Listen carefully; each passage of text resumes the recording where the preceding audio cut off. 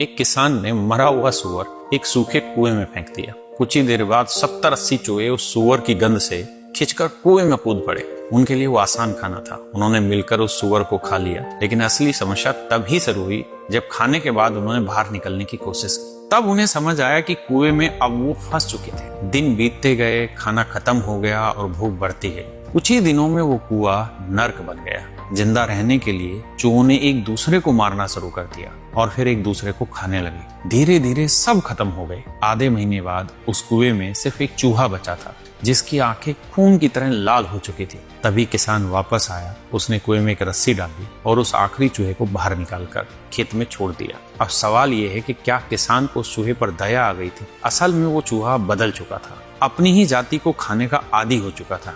इसलिए वो अब अनाज नहीं खाता था। वो खेत में जाते ही पागलों की तरह चूहों को शिकार बनाने लगा। और यही है असली खेल। इसे कहते हैं डिवाइड ट्रैप, जहां ऊपर बैठे लोग खुद कभी नहीं लड़ते, बस ऐसा माहौल बना देते हैं जहां नीचे वाले लोग आपस में लड़कर एक दूसरे को खत्म कर देते हैं। और सच ये है, बहुत से लोग पूरी जिंदगी दूसरों को हराने में लगा देते हैं, लेकिन उन्हें कभी समझ नहीं आता कि वो खुद किसी और के खेल का हिस्सा बन चुके हैं। इसलिए किसी और के बनाए जाल में मत फंसो, और अगर कभी फंस भी जाओ तो लड़ो मत, बाहर निकलने का रास्ता ढूंढो।